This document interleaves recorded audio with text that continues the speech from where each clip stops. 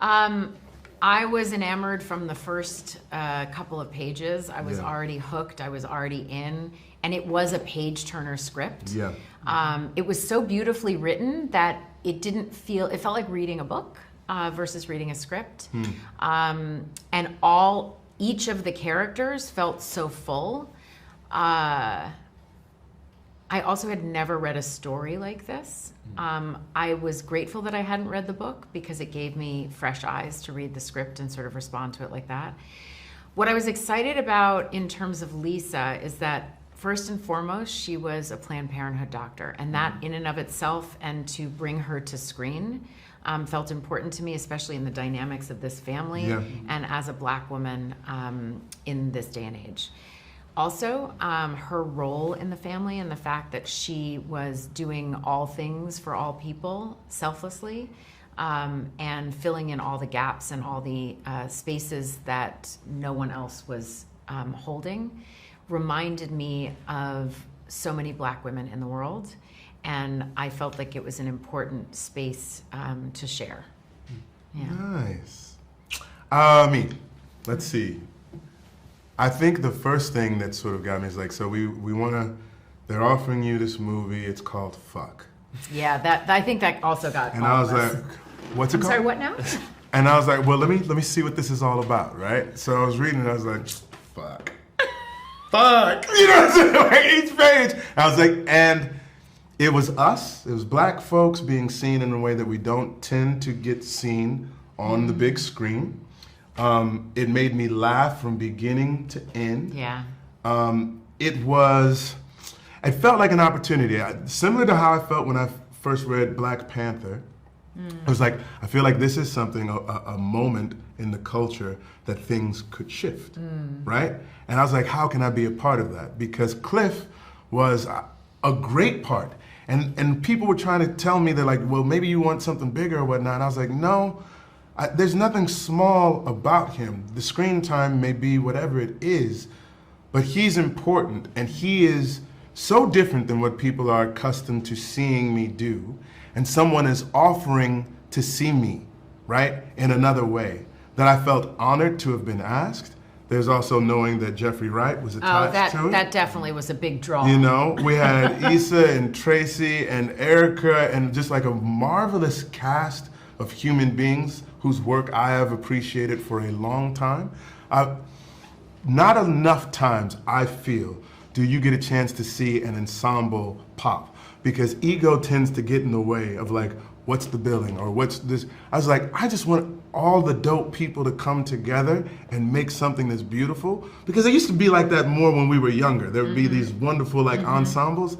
I want to bring that shit back. Yeah, I have to say that this idea, I remember hearing this early on in my career, there's no such thing as a small role. Yeah. Only small actors. And it also has to do with the material, though. Yeah. You know, yes, you can inhabit something and breathe life into it and give it something big, Cord did an incredible job of writing female characters as full human beings that have their own point of view, their own lives. You know what's happening off screen by how they appear on screen. Right. And it was a joy, even though there was limited time on screen, for me to fall into that. Title of the book is My Pathology. Pathology. Not pathology. My pathology. Ology. Because he's so frustrated with what he considers to be consumable for a white audience regarding the Black experience, right?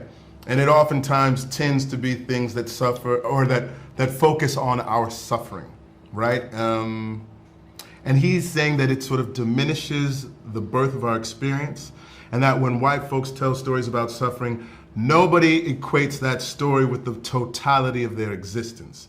Whereas our stories, we don't get as many opportunities, so they think that's all of who we are. And it's all that is expected or wanted from us.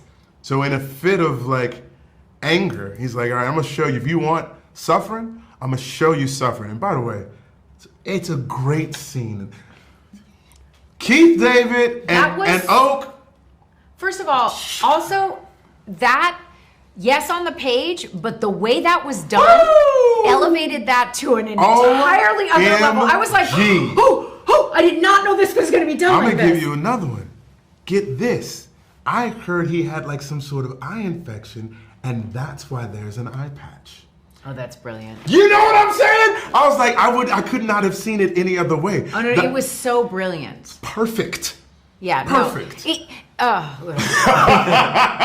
of all, this movie is filled with so many different perfect moments that you could lift it out and you would be like, that's amazing. Its own thing. And then, but it's all strung together and woven together in this beautiful cinematic way that, I don't know, he hit a perfect pitch. Agreed. I think there's it's a universal family story. Absolutely. Of the dynamics between siblings and aging parents. One aging parent. Yeah. It's also a story about a man navigating how he sees himself versus how the world sees him. Yeah.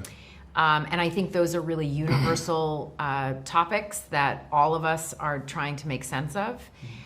So although this is specifically the story of a black man and how he is navigating that, everybody can identify because we're all trying to figure out how do we be ourselves versus what the world wants from us. I also think there is a thoughtful and hilarious critique of the industry in terms of what stories they're willing to see black people in. And I think if this movie is successful, right, I think it sort of opens the door of saying that, like, not only are we looking for specific stories that have a universal appeal for everyone, but these stories make money. Because if it don't make dollars, it don't make sense. Because it's a business. Come on now. Hollywood is a business. You know, it ain't show art. No, it's showbiz. Showbiz.